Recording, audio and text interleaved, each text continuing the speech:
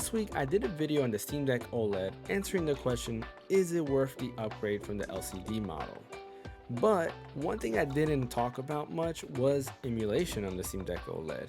I did briefly mention that the battery life was pretty good when emulating, but that's about it. I didn't talk about the performance or anything like that.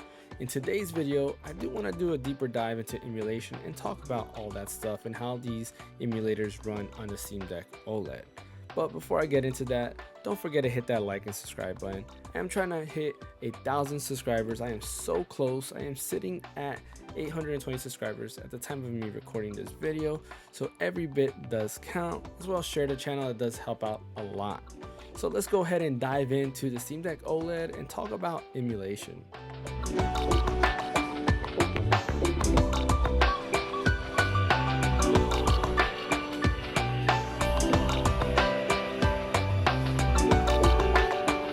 The Steam Deck OLED has become my favorite handheld, and a lot of it has to do because of emulation. This can pretty much handle everything you throw at it, which is pretty good. Now, I won't say it handles them at 100%, but there's a lot of games that are compatible with the Steam Deck OLED. Now, setting up emulation on the Steam Deck is actually very easy. Pretty much all you have to do is go ahead to emudeck.com, and from there, just download the installer that's marked SteamOS. Pretty much let it take over. It kind of does everything on its own. From there, you open up Emudeck and just let it run its course. It'll set up everything together. It'll install all the emulators that are available. It'll actually ask you a few questions such as, do you want to use widescreen hacks or not?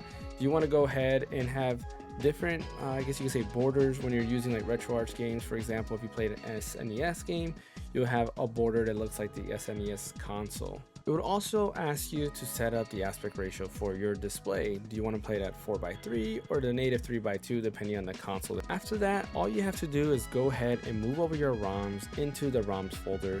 The folder path is usually emulation and then ROMs, and then you go ahead and find the correct ROMs and put them in the correct folder. For example, if it is a Wii ROM, you want to put it in the Wii folder. I mean, that's pretty easy, right? Once you're done with that, you're gonna wanna go ahead and open up Steam ROM Manager.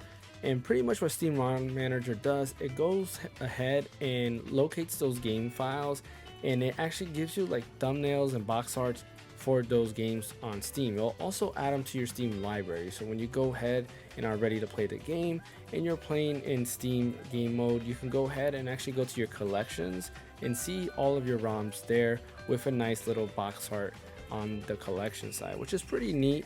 It's nice, instead of having just a gray, like, I don't know, like rectangle that just says the name of the game, it gives you a nice box art and just really looks great. Once you're done with that, you're pretty much ready to go ahead and start playing the games. Now, as far as setting up Citra, it takes a little bit more work to get that set up because Citra is no longer officially available. The GitHub was pretty much removed. They took down everything because of everything that was going on with Nintendo. They just happen to be part of the user team, which I did cover on a video earlier. So if you want to know more information on that, definitely watch that video. But if you still want to go ahead and set up Citra, basically you'll have to find the app image, which is, I know that it's available on like archives.org. Once you find the Citra app image, you want to go ahead and go to the home and then applications folder on your Steam Deck and put the Citra Qt app image in that folder. Once that's in there, you can go to the Emudeck app, go to emulation management, and actually reconfigure it, and it will go ahead and configure everything to pretty much the way it was when Citra was available, which is pretty neat. Now, there is a fork of Citra that's actually being worked on by devs that worked on the old Citra, which is pretty cool. I'll have a link in the description below, and the name of that fork is actually called Citra. So yeah, it's actually pretty straightforward to set up. I'll have that link, like I said, in the description below. All you have to do is the same process. Go ahead and download the app image that is basically for Linux. You're gonna move it to that folder and just hit the configure button on Emudeck and it'll do everything for you, which is pretty neat. Once all of that is set up, you're pretty much good to go. You can go ahead and switch to game mode and kind of use your preferred method of playing the game. I personally just play them through the normal Steam big picture mode or the game mode that's available on the Steam Deck. But there's also a couple front ends that you could utilize that are downloaded at the beginning of the Emudeck setup.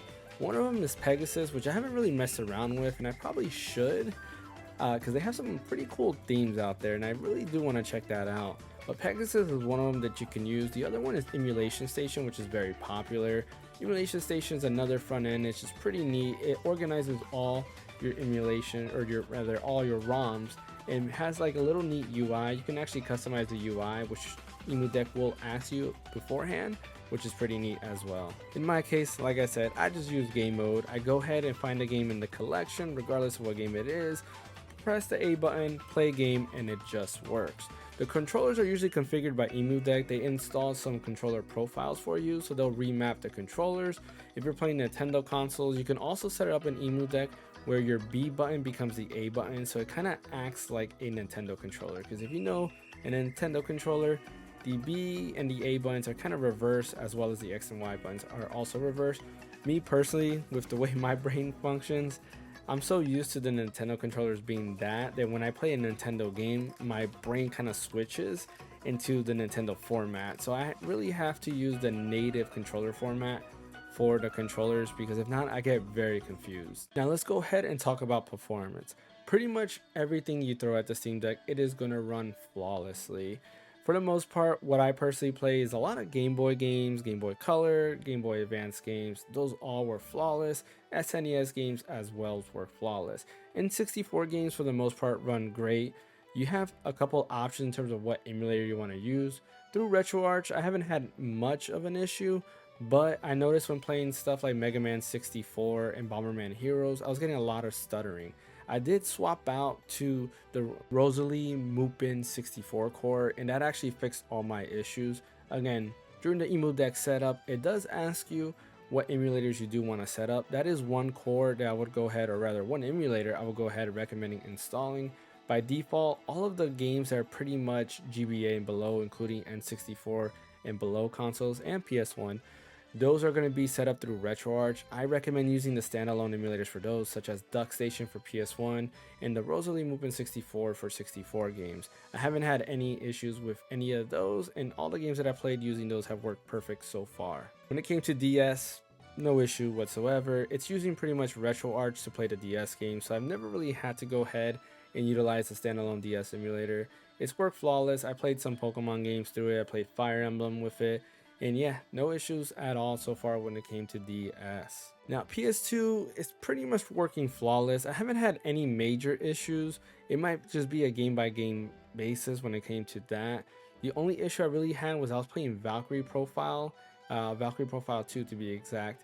And with that one, there's some weird like artifacting that goes on in some of the levels. But I believe it's just the game itself, because when I played Soul Calibur 3, for example, had no issues. I haven't played much else of PS2, but I know a lot of people have played Kingdom Hearts 1 and 2 and had no issues with those as well. So I would assume for the most part, 90% of the games on PS2 are playable at full speed.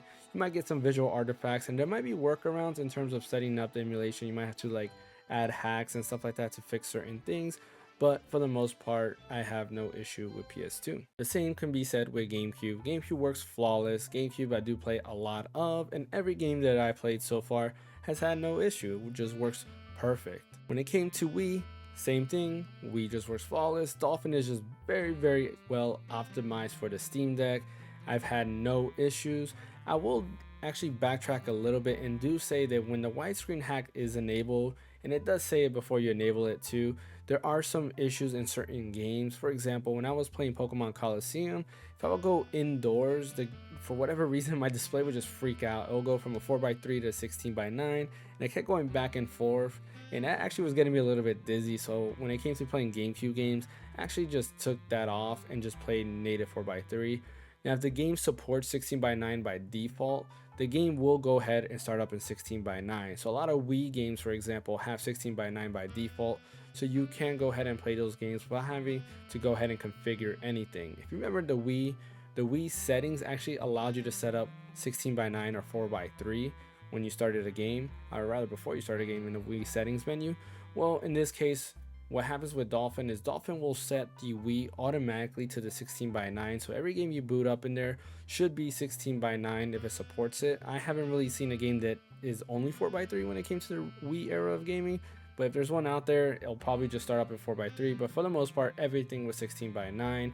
As far as GameCube went, because I didn't have the hacks turned on, everything just started up at 4:3. Now this is the one I was getting slight issues, and that is 3DS. When it comes to 3DS, there are some minor issues you will see, such as stuttering. A lot of the stuttering has to do with shader compilation. It's pretty much going ahead and loading those shaders, and it does cause minor stutters. For example, playing Pokemon Alpha Sapphire, there is quite a few stuttering issues going on, and that's because when you go ahead and go into a new battle, if you go ahead and encounter a new Pokemon, it just stutters because it's loading up those shaders. But once that is done and you go ahead into the next battle with that same Pokemon, you don't get those stutters at all. So the more you play the game, the less stuttering will come by. But with Super Smash Bros., I did have some issues. Pretty much some levels don't run at full speed for some reason, and I haven't been able to figure that out. So if you know a fix to that, definitely leave a comment in the comment section below, because I've been trying to figure this out on my own and I can't really figure out. I actually went through and set manual GPU clock speeds, and that did help out a lot, but it still didn't hit the 60 FPS that Smash Bros for 3DS runs at.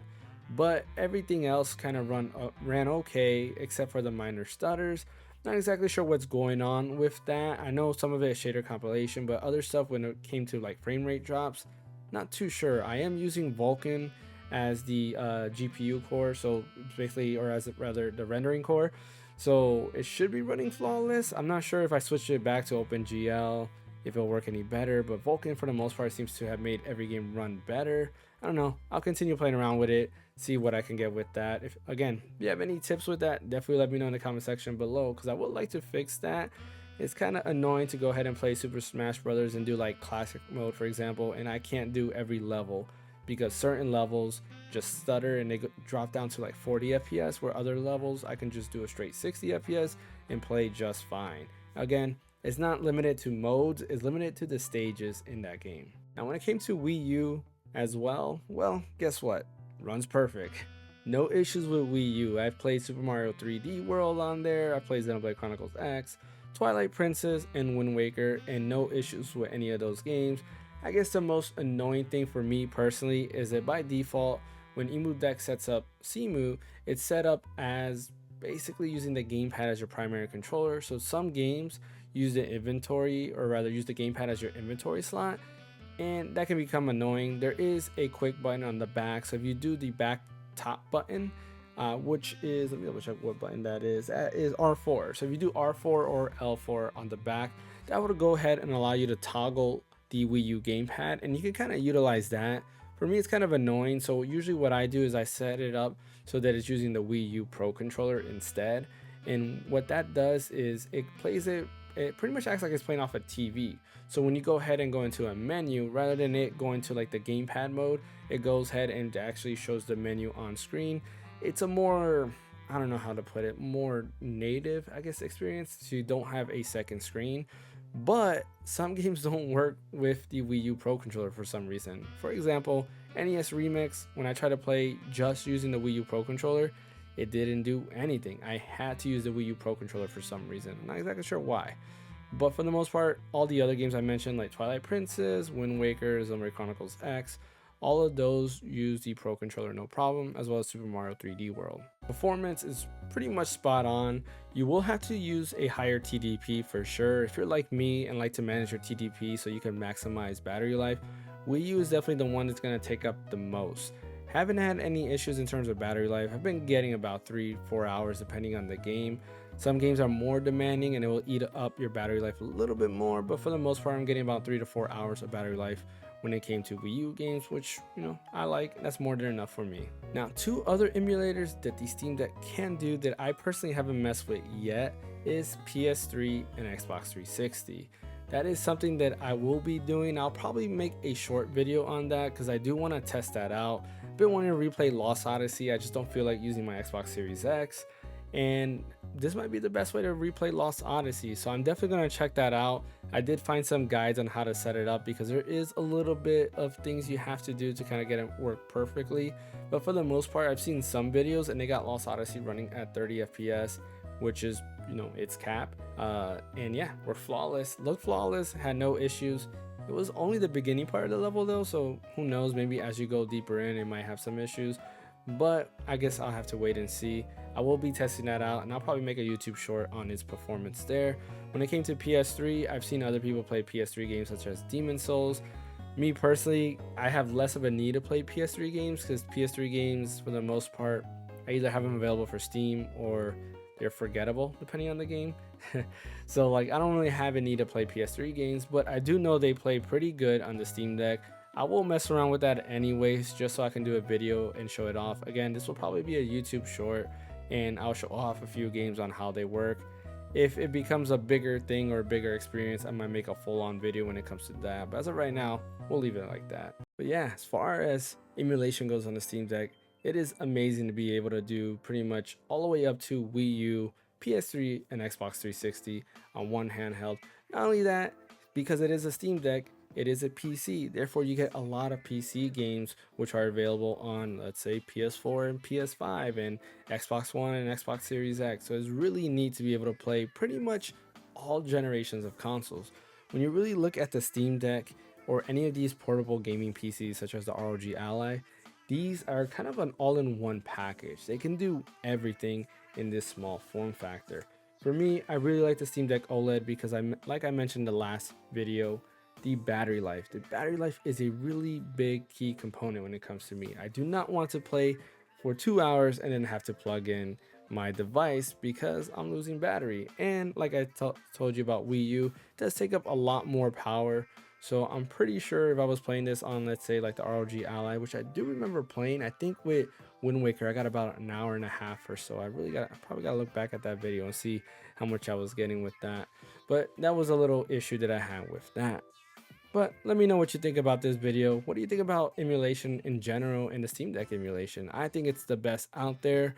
Let me know if you want to see more videos about emulation. I've been debating on buying like an Iron Odin 2 to kind of do a video review on that and to kind of get a little bit more in the emulation scene. I really do like emulation. I've been a part of that scene pretty much since I was little for the most part, because I will always play around with emulators. I just never really talked about it because I don't know, I just never really did.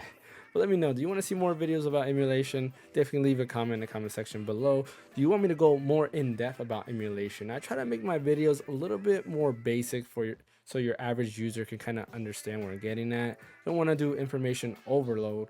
But if you like that type of information and you let me know in the comment section below, I will definitely take more time into adding adding as much information as possible as I can when it comes to these topics. Thanks for watching. Don't forget to hit that like and subscribe button. As I mentioned earlier, we are trying to hit 8,000 subscribers and we are close on that. So definitely go ahead and share the channel. That helps out quite a lot. My name is James. I'll catch you guys next time.